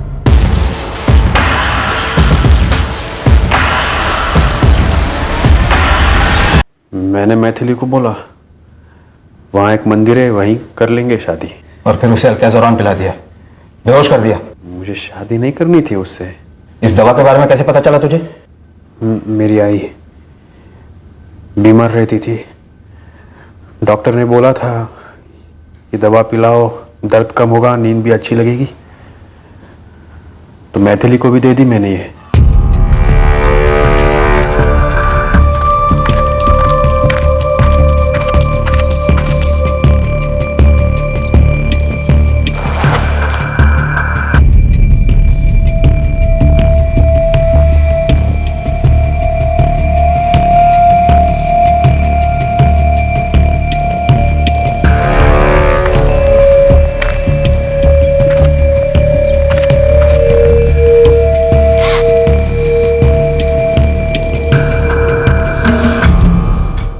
हमने चार्जशीट फाइल कर दी। हमारी रिमांड खत्म होते ही सुधीर को जुडिशियल कस्टडी में भेजा गया। सुधीर पर अब अंडर ट्रायल था, उसके केस की सुनवाइयां होनी थी, पर उसके पहले ही जुडिशियल कस्टडी में सुधीर ने आत्महत्या करने की कोशिश की। कैसे? सुधीर के सेल में जो उसके साथी कैदी थे उनसे शिकायतें आती थी कि सुधीर परब उन सब के लिए परेशानी बन गया है। ये सुधीर परब सेक्स एडिक्ट था, जेल में उसकी तलब पूरी नहीं हो रही थी तो वो वहां के कैदियों के साथ उल्टी सीधी हरकतें करता था। आप समझ रहे हैं ना? हमने जब सुधीर की पत्नी शीतल को मैथिली खेड़ेकर के कत्ल के बारे में बताया तो वो उतनी चौंकी नहीं वैसे। मेरे कर्म फूटे थे साहिब, जो मेरे माँ बाप ने मुझे उस जानवर के गले बांध दिया। जेल से भी शिकायत आ रही है, उल्टी सीधी हरकतें करता रहता है वो दूसरे कैदियों के साथ। उस हलकट को तो कोई भी चलेगा, कुछ भी चलेगा और कहीं भी चलेगा। अभी नहीं सुधीर, दर्द होता है मुझे बच्चा आने के बाद। तब बोलोगे कि अब बच्चा हुआ है, मूड नहीं है। तुझमें कुछ अक्ल वक्ल है या नहीं? हाँ, ये दिन रात एक ही चीज के पीछे पड़ा रहता है। एक ही चीज चाहिए तुझे। बीवी है तू मेरी, तेरे पास ना आऊं तो कहां जाऊं? और किसी चीज के लिए आता है मेरे पास? हाँ, डॉक्टर के पास ले गया मुझे एक भी बार? 2 मिनट बैठ के बात की मुझसे? घर के काम में तो हाथ बटाता नहीं है तू। दिन रात यही सब चाहिए क्या तुझे? इसीलिए शादी करके लाया? सो जा चुपचाप। मैं बता नहीं सकती साहिब क्या क्या करता था वो। एक दिन अचानक छोड़कर कोल्हापुर चला गया और फिर वापस लौट आया। क्यों लौटा? रोज औरत जो चाहिए थी उसे, और कुछ नहीं दौड़ता था उसके दिमाग में इसके अलावा। उसके बच्चे को जन्म दिया था मैंने, एक पैसा नहीं दिया उसने आज तक। पैसे मांगती तो कहता जा अपने माँ बाप से मांग। सब बच्चा छोटा था इसलिए कमा नहीं पाई मैं। और वो वहशी क्या कर रहा था? वहां कोल्हापुर में किसी और औरत के साथ सो रहा था, झूठे वादे कर रहा था शादी के, फिर उसका कत्ल कर दिया। शायद इसलिए लौटा होगा मेरे पास, कत्ल के इल्जाम से बचने के लिए, वरना वो क्यों लौटता मेरे पास? इसकी सेक्स एडिक्शन तब से थी, और शायद जेल से भागने की वजह भी वही थी।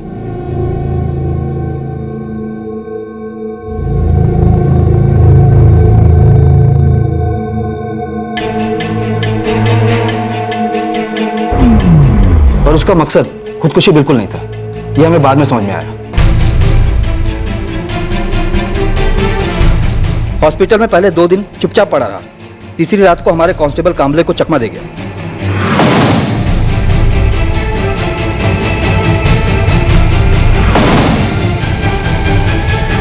कांस्टेबल कामले को बेहोश कर दिया था। हाँ, कांस्टेबल कामले को तुरंत सस्पेंड कर दिया गया और सुधीर के लिए लुकआउट नोटिस जारी किया गया। ये सुधीर परब सतारा जाकर कमलेश यादव बन जाता है और मडगांव में पता नहीं क्या बना होगा और हमारे नासिक में क्या। पर तब हमें बिल्कुल भनक नहीं लगी कि यह आदमी सीरियल किलर बन सकता है। यही तो मार खाते हैं। ऑलरेडी एक मर्डर में फरार कातिल ऐसा जुर्म दोबारा कर सकता है, सोसाइटी के लिए कितना बड़ा खतरा बन सकता है। इस पॉसिबिलिटी को, इस गंभीरता को समझते ही नहीं। विनीत, तुम रत्नागिरी के लिए निकलो, इस सुधीर परब की पत्नी शीतल को ले आओ। अभी निकलता हूँ सर। सदा कमलेश यादव की साली मोनाली कुर्वेकर के केस पर काम कर रही है। शायद मोनाली का भी मर्डर हो गया। बिल्कुल हो सकता है। हमें जल्द से जल्द ये पता लगाना है कि ये सीरियल किलर इस वक्त कहाँ हो सकता है। मैडम, यहाँ मुंबई के कमाटीपुरा के कोठों पर भी ये कमलेश यादव उर्फ सुधीर परब बैठता था, और यहाँ भी सेम नौटंकी, बार बार हाथ धोना और मधु मधु करना। पर क्या ये पता चला कि वो इस वक्त कहाँ है? कोई लीड मिली? मैडम, कंस्ट्रक्शन साइट थोक के भाव से है। मैंने अपने कई बंदों को एक एक साइट पे भेजा है। वैसे एक बात थी मैडम। हाँ बोल। पूरे चांसेस हैं कि मुंबई में भी इसने ऐसे ही रेप और मर्डर किए हों, तो एक बार इसके डिटेल्स को मुंबई के थानों में घुमवाइए। वो हम कर चुके हैं, तू अपना काम कर। हमें कोई लीड चाहिए कि वो इस वक्त कहाँ हो सकता है। आई सजेस्ट कि आप अपनी सर्च पुणे पे फोकस कीजिए। तुम उसकी सोच को ट्रैक कर रही हो? हाँ, एक हद तक, कि वो क्या सोच रहा होगा कि आप उसको कैसे ट्रैक करोगे। अगर हम उसका पैटर्न फॉलो करें तो वो कंस्ट्रक्शन साइट पे काम करता है। वो जानता है कि शायद आप उसको ढूंढ रहे हो, तो इसीलिए नासिक में मर्डर के बाद वो नासिक तो नहीं जाएगा, ना ही वो कोल्हापुर, सतारा या फिर गोवा जाएगा। चिपळूण तो वो बिल्कुल नहीं जाएगा। और नागपुर में मनोज महात्रे का वॉलेट चुराने के बाद वो नागपुर भी नहीं जाएगा। पुणे, यहाँ पर कंस्ट्रक्शन फुल स्विंग में है, इसलिए चांसेस है कि वो पुणे जा सकते हैं। गुरु खबरी को पुणे भेजो, उससे कहो कि वो वहां की अपनी टीम से कांटेक्ट करें। पुणे की क्राइम ब्रांच यूनिट 3 के अरुण भोसले से बात करो। पुणे की हर कंस्ट्रक्शन साइट स्कैन करो, पर चुपचाप। Okay sir.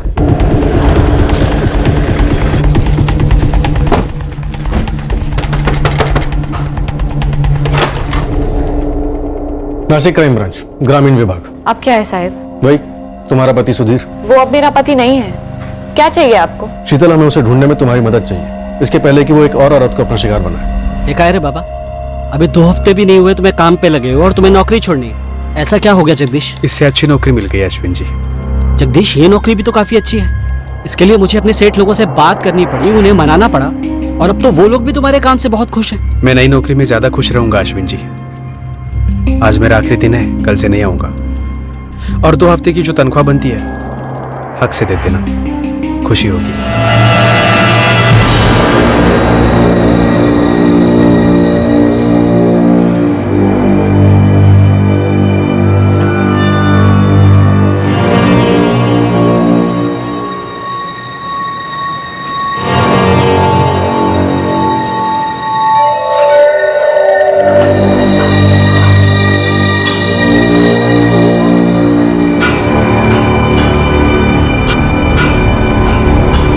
ये मोनाली कुरवेकर चिपळूण से गायब हुई। इसकी बड़ी बहन पल्लवी से शादी की सुधीर ने, कमलेश यादव बन के, सतारा में। पहले वो गायब हुआ, उसके 2 दिन के बाद मोनाली गायब हुई। हमें शक है सुधीर ने उसके साथ कुछ किया होगा, लेकिन हमारे पास कोई ठोस सबूत नहीं है। मैं सुधीर को कभी पहचान नहीं पाई साहब। उस लीचड़ आदमी के साथ मेरा सिर्फ इतना ताल्लुक था कि मैं बदकिस्मती से उसकी पत्नी थी, और यही मेरी सबसे बड़ी गलती थी। जब पुलिस उसे पकड़ कर ले गई, उसके बाद मैं उससे कभी नहीं मिली। जब वो जेल से भाग गया, पुलिस आई थी पूछताछ करने, तब भी मैंने यही कहा था, और आज भी मैं यही कह रही हूँ साहब कि मैं सुधीर के बारे में कुछ नहीं जानती, सच में। शीतल, अगर सुधीर के बारे में कोई कुछ जानता है और बता सकता है तो वो सिर्फ तुम हो। सुधीर की माँ यहाँ रहती थी, जो 2012 में गुजर गई। उससे ज्यादा और कुछ नहीं जानती मैं। हम उसे पुणे में ढूंढ रहे हैं। वहां उसका कोई दोस्त या रिश्तेदार हो सकता है, कोई अंदाजा है तुम्हें? मैं क्या अंदाजा लगाऊं साहिब? सुधीर को कभी मैं पहचान ही नहीं पाई। बस इतना जानती थी कि उस आदमी में हवस भरी पड़ी थी, लेकिन वो इतनी औरतों का खून कर देगा, ये कभी नहीं सोचा था मैंने। हाँ, भगवान से इस बात का शुक्रिया अदा करती हूँ कि उसने मुझे नहीं मार डाला। किसी मधु को जानती हो तुम? मधु? मधु? कौन मधु? मैं तो पहले दिन से बोल रहा था, इस कमलेश पर भरोसा नहीं किया जा सकता। शुक्र है पल्लवी, उसने तुझे छोड़ दिया। कहीं हमारी मोनाली उसके चुंगल में तो नहीं फंसी। पर मेरी स्टडी कहती है कि ये सिर्फ उन औरतों को मारता होगा जो इसके सामने सरेंडर नहीं करती। इसलिए इसने अपनी दूसरी पत्नी पल्लवी को नहीं मारा, जिससे इसने कमलेश यादव बनकर शादी की थी। पर इसने मैथिली खेड़कर को भी मार डाला, जो अपनी मर्जी से इसके साथ रह रही थी। हाँ, लेकिन शादी के लिए भी प्रेशर डाल रही थी ना। इस आदमी को किसी रिश्ते में बंधना पसंद नहीं है। मैथिली को भी किसी बहाने से, शादी के बहाने से जंगल लेकर गया होगा और फिर मार दिया होगा। ये तो वही बताएगा इन दोनों केसेस में क्या हुआ था। पूरा पुणे खंगाला जा रहा है उसकी तलाश में। सब पूरे चांसेस हैं कि आपको मोनाली की लाश वाई और चिपळूण के बीच में मिलेगी। हो सकता है कि इसने मोनाली को नौकरी का झांसा दिया हो, या फिर किसी और बहाने से, मंदिर के बहाने से ये इसको वाई और चिपळूण के बीच में किसी सुनसान जगह पे ले गया हो और वहां मार दिया होगा।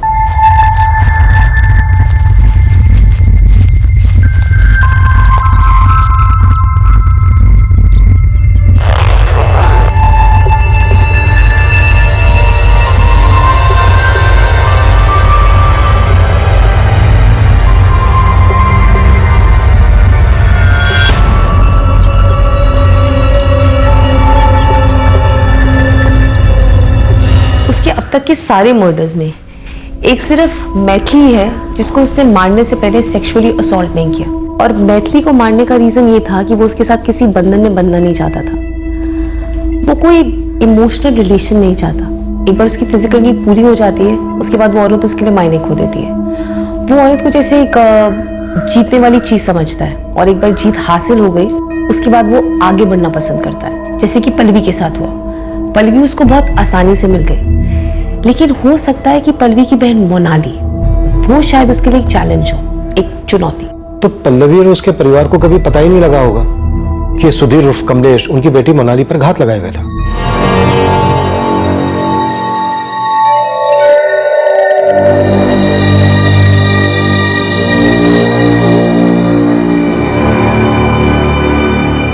वो जिन सेक्स वर्कर्स के पास जाता है उनका कत्ल नहीं करता है, क्योंकि वो उसके लिए कोई चुनौती नहीं है, वो पैसे देकर उनको खरीद चुका होता है। जब हमने पुणे सिटी को टारगेट किया और इस हत्यारे को खोजने लगे, हमें कोई आइडिया नहीं था कि हम उसे पुणे में धर लेंगे। हम बस एक चांस ले रहे थे, क्योंकि हमारे पास कोई और विकल्प था ही नहीं। पर ये जो हमने ब्लाइंड खेला, चांस लिया, ये हमारे लिए फायदेमंद साबित हुआ। हाँ, बैठिए मैं इसके साथ। इसके बारे में जो भी पता है सब बता। बहुत खतरनाक है ये। खतरनाक नहीं तो हाँ, सन की जरूर है, एक नंबर का सन की। सनकी ने एक नहीं, दो नहीं, कई औरतों का मर्डर किया। क्या बात कर रहा है? हाँ। मेरे को तो ये ऐसा टाइम पास लगा था। बोलता था कभी साड़ी पहन के आओ, कभी उतार दो, कभी मधु बोल के बुलाता था, कभी हाथ धोने जाता था। एकदम अजीब था। इसका कोई मोबाइल नंबर या घर का पता? इतना किसके पास टाइम है, और कस्टमर से उसके घर का पता कौन पूछता है? तू आखिरी बार इसके साथ कब बैठी थी? 1 सप्ताह हो गया रहेगा। इसने मर्डर किया है। साहब बुधवार पेट और पुणे के सारे कोर्टों पर अपने बंदे भेज रखे हैं, वो इसलिए कि ये पता लगा सकें कि आज रात ये बंदा वहां गया है या नहीं। बढ़िया गुरु। कंस्ट्रक्शन साइट्स की क्या खबर है? कल सुबह से 2 टीमें लगने वाली हैं। सर, मैंने पुणे में अरुण सर को अलर्ट कर दिया। उन्होंने कहा है कि पुणे से अभी ऐसा कोई केस रिपोर्ट नहीं हुआ है। मतलब सर, वो अभी अपने अगले शिकार की तरफ टूट नहीं पड़ा है। हम उससे पहले उसे गिरफ्तार कर सकते हैं। हम भी पुणे के लिए निकलते हैं।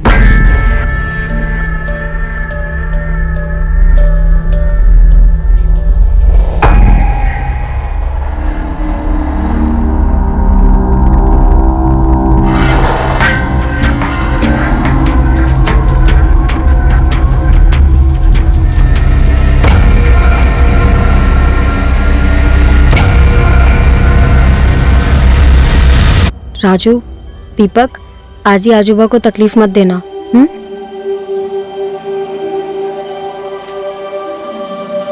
पहुंच के फोन करूंगी बाबा। बेटा संभल के जाना है।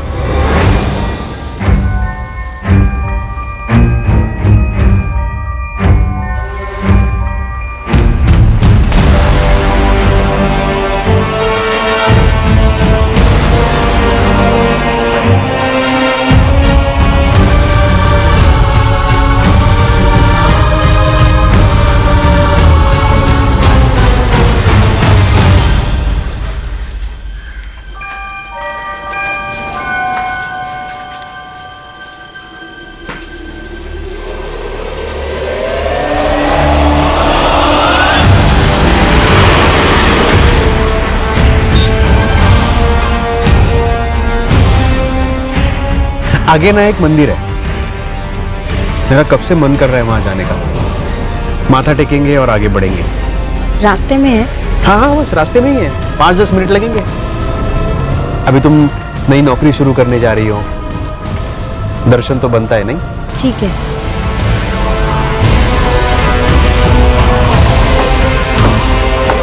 The number you have called is currently switched off.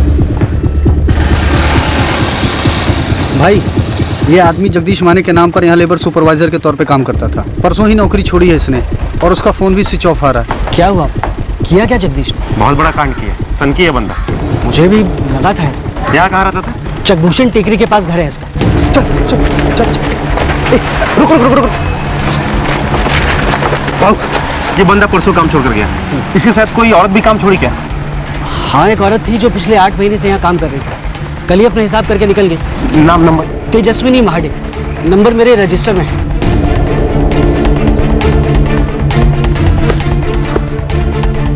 Jagdish, और कितना दूर है? बस यही है, 10 मिनट में पहुंच ही जाएंगे। तब तक ये ठंडा पी लो।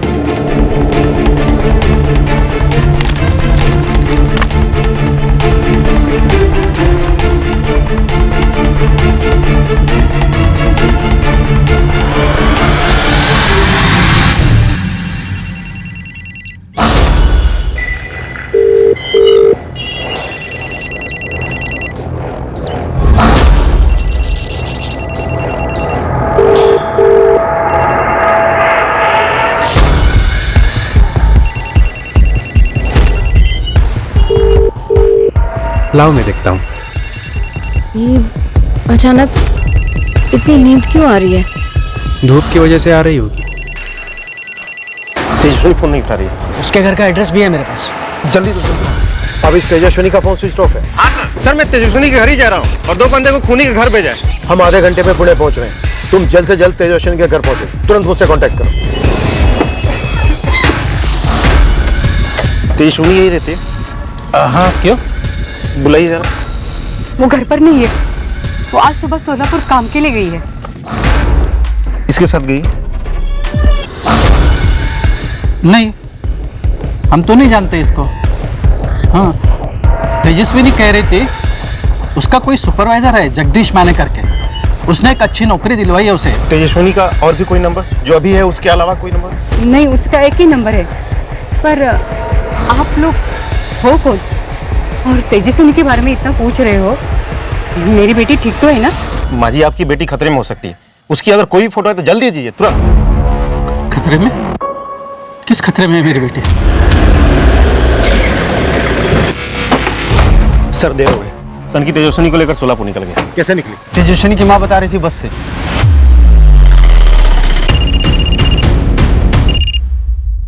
बोलिए मिलन सर। अरुण, तेजस्विनी बस से निकली है सोलापुर के लिए उस आदमी के साथ। प्राइवेट बस या एसटी बस? कुछ और डिटेल है? नहीं है, पर मुझे लगता है एसटी बस से निकले हो। सर, हमारे इधर 2 डिपो हैं एसटी बस के। पहला पुणे स्टेशन पे, दूसरा शिवाजी नगर स्टेशन पे। मैं पता करता हूँ कि सोलापुर के लिए कौन कौन सी बसें निकली।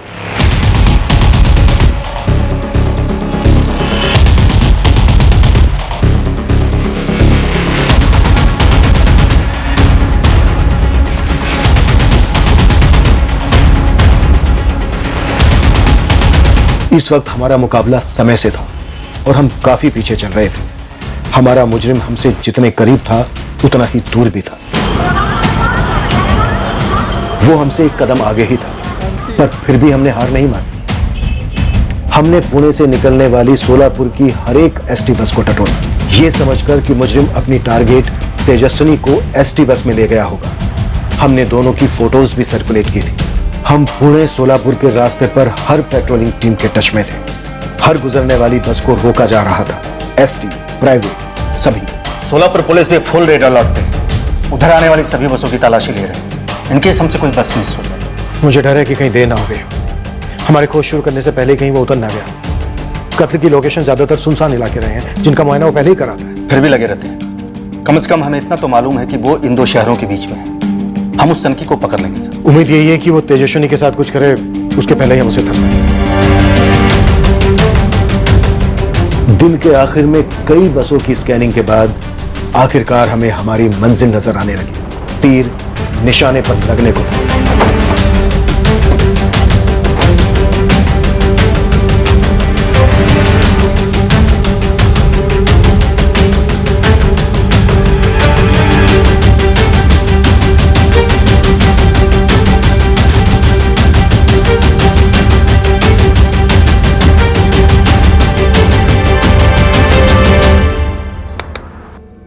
चल उधर नीचे। हमने हमारे संदिग्ध सुधीर परब उर्फ जगदीश माने को धर लिया था और तेजस्विनी उसके साथ नहीं थी। सर, बार-बार पूछा पर कुछ नहीं बोला। सर, जबान पे ताला लगा है। तोड़े ताला सर। अभी तक तेजस्विनी का पता नहीं चला। अभी नहीं। इंस्पेक्टर, मैं सजेस्ट करूंगी कि आप सुधीर पर 3rd डिग्री इस्तेमाल ना करें। इतने मर्डर किए उसने, उसके दिमाग में पता नहीं क्या कुछ चल रहा होगा और हो सकता है कि अगर आप उस पर 3rd डिग्री इस्तेमाल करेंगे तो वो एकदम खामोश हो जाए। हमने उसकी दोनों पत्नियों को भी बुलाया, शीतल और पल्लवी। वो उन्हें भी कोई रिस्पॉन्स नहीं दे रहा है। शायद वो इससे रिस्पॉन्ड नहीं करेगा। इंस्पेक्टर आप मेरे वहाँ आने तक का वेट कर सकते हैं, मैं उससे बात करूंगी। ओके, लेकिन जल्दी आना।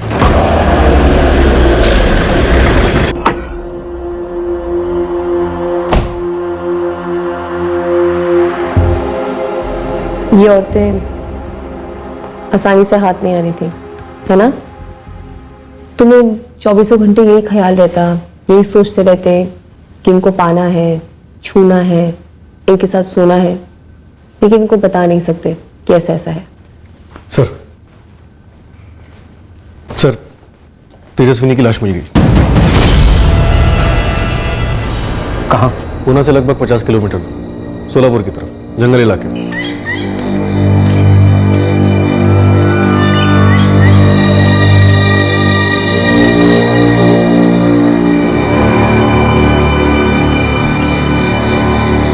बिल्कुल उसी कंडीशन में मिली है लाश, और तेजस्विनी के पर्स से मुंबई के किसी हरीश जागीरदार के नाम का ड्राइविंग लाइसेंस भी मिला है। मुंबई आरटीओ से इशू किया हुआ। लाश को पोस्टमार्टम के लिए भेज दिया गया सर। उनके हाथ भी वही फाइंडिंग्स लगेंगी जो पहले के केसेस में मिली। तेजस्विनी की लाश मिली। लेट हो गया। काफी। पता करना होगा इससे कि नासिक और मडगांव की वो दोनों औरतें कौन थी। बोलेगा, ये जरूर बोलेगा। सुधीर, एक खबर है तुम्हारे लिए। मधु आई है तुमसे मिलने।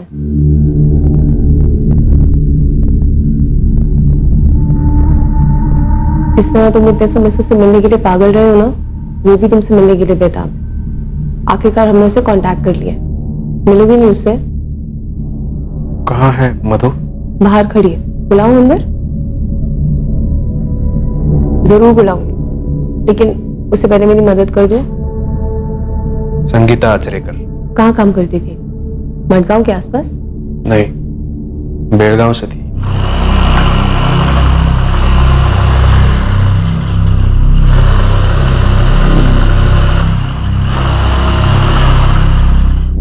इस संगीता को तुम बेलगांव से मडगांव लेके आए थे किसी नौकरी के बहाने? मडगांव नहीं, पणजी। और फिर वहां तुमने कृष्ण मंदिर में माथा टेकने का बहाना बनाया। तुम वहां पहले भी गए हो? हाँ।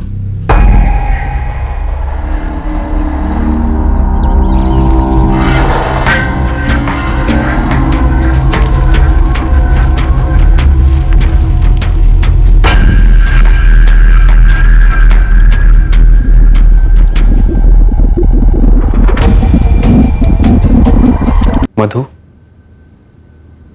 मधु कहाँ है? कहाँ है मधु?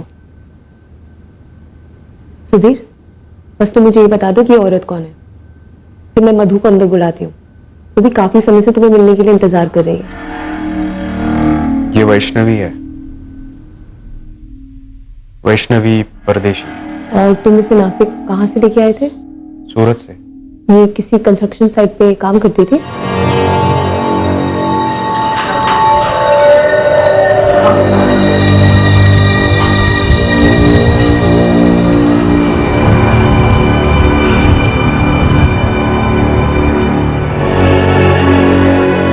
अब मधु को यहाँ बुलाओ। बस एक और सवाल, तुम्हारी दूसरी बीवी पल्लवी, उसकी छोटी बहन मोनाली, उसको क्यों मार डाला? लाश कहाँ है? हमने वाई और चिपलून के बीच का चपा चपा छाना, लेकिन लाश नहीं मिली।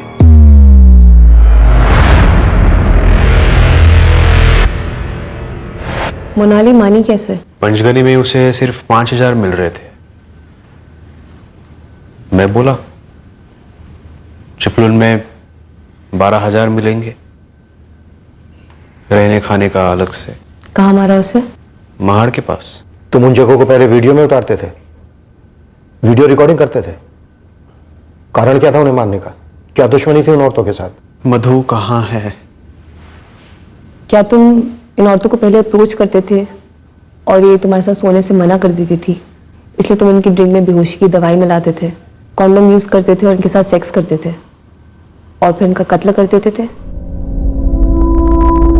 सुधीर, तेजस्विनी को मारने के लिए तुमने इसको इस्तेमाल किया, बाकी सबके मर्डर्स के लिए भी तुमने चाकू का इस्तेमाल किया। तुम लोगों की आइडेंटिटीज बड़ी चालाकी से चुराते, काफी शातिर प्लानिंग रहती होगी, नहीं? मधु कहाँ है? ये आदमी मानसिक रूप से प्रभावित जरूर है, पर ऐसा लगता नहीं कि इसको कोई गंभीर मानसिक बीमारी है। यह आदमी विकृत है। इसका दिमाग स्टडी करने के लिए इससे डिटेल में बातचीत करनी होगी। हमें जो चाहिए था वो मिल गया है, केस सोल्व हो गया। अब हम चार्जशीट फाइल कर सकते हैं। संगीता आचरेकर और वैष्णवी परदेसी, इन दोनों की फैमिली को ट्रेस करना होगा। रचना, इस हत्यारे को स्टडी करने का तुम्हें काफी वक्त मिलेगा। अब हम इसे फरार नहीं होने देंगे। एंड आई होप इंस्पेक्टर, अगर फ्यूचर में ऐसा कोई केस आए तो स्टडी को काम में लाया जाएगा। पल्लवी को गहरा सदमा बैठा उसके पति की हकीकत जानकर। उसका परिवार हक्का बक्का रह गया ये जानकर कि उनकी दूसरी बेटी इसी आदमी के हाथों मारी गई थी। तेजस्विनी का परिवार तहस नहस हो गया ये जानकर कि तेजस्विनी को धोखे से ले जाया गया और फिर कत्ल कर दिया गया। तेजस्विनी के केस में भी मॉडस ऑपरेंडी सेम थी। महाड़ पुलिस से कांटेक्ट करने पर पता चला कि मोनाली कुरवेकर की लाश उन्हें पास ही के जंगलों में मिली थी। शिनाख्त ना होने पर उसे लावारिस मानकर उसका क्रियाकर्म कर दिया गया था। संगीता आचरेकर और वैष्णवी परदेसी के परिवारों से कांटेक्ट किया गया। पता चला दोनों तलाकशुदा थी और अकेली रहती थी। दोनों के परिवार वालों ने औपचारिक तौर पर इंक्वायरी की थी उनके काम की जगह पर उसके बाद उन्हें एक तरीके से भुला ही दिया था।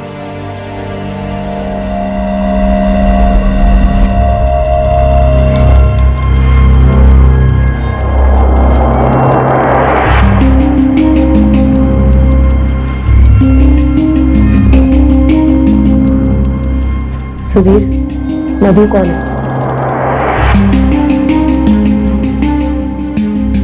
हमें अब तक नहीं मालूम मधु कौन है, जिसके बारे में विजय बार बार जिक्र करता रहता है। संगीता आचरेकर के लिए वो पीटर गोम्स बना, पल्लवी और उसके परिवार के लिए वो कमलेश जाधव बना, सूरत की वैष्णवी परदेसी के लिए वो विजय शिंदे था, तेजस्विनी उसे जगदीश माने के नाम से जानती थी, शीतल और मैथिली खेड़ेकर के लिए वो सुधीर परब था। साइकेट्रिक एग्जामिनेशन के बाद डॉक्टर्स इस नतीजे पर पहुंचे कि इस आदमी को कोई मनोवैज्ञानिक बीमारी नहीं थी। यह मानसिक रूप से काफी सक्षम था अपने गुनाहों को प्लान कर अंजाम देने के लिए। पता चला ये केवल ओवरसेक्स्ड यानी अति कामुक इंसान है। जो औरतें इसकी पहल को ठुकराती या इस पर किसी तरह का दबाव डालती या जिन पर यह काबू नहीं कर पाता तो ये उनका रेप और कत्ल कर देता। और चूंकि एक बारी उसकी मॉडस ऑपरेंडी काम कर गई थी, वो बार बार यही भयंकर जुर्म दोहराता रहा। ब्रोकन विंडो थ्योरी, कभी भी किसी केस को अनसुलझा या अधूरा नहीं छोड़ना चाहिए। सुधीर परब का हॉस्पिटल से फरार होना छोटी बात नहीं थी। उसका इस कदर पीछा होना चाहिए था कि वो अपने अगले शिकार संगीता आचरेकर तक पहुंचने से पहले ही गिरफ्तार होता। संगीता का केस अनसुलझा रहा, मोनाली का केस अनसुलझा रहा, कमलेश जाधव का गायब होना भी पूरे जोश के साथ इन्वेस्टिगेट किया जाना चाहिए था। शायद वैष्णवी परदेसी का केस होता ही नहीं, तेजस्विनी का केस तो होना ही नहीं चाहिए था। अब हम पूरी ताकत से लड़ेंगे सुधीर परब को कड़ी से कड़ी सजा दिलवाने के लिए। फिर मिलेंगे अगले हफ्ते क्राइम पेट्रोल सतर्क में। जय हिंद। इस तरह के और भी एपिसोड देखने के लिए हमारे चैनल को सब्सक्राइब करें और बेल आइकन दबाना ना भूलें।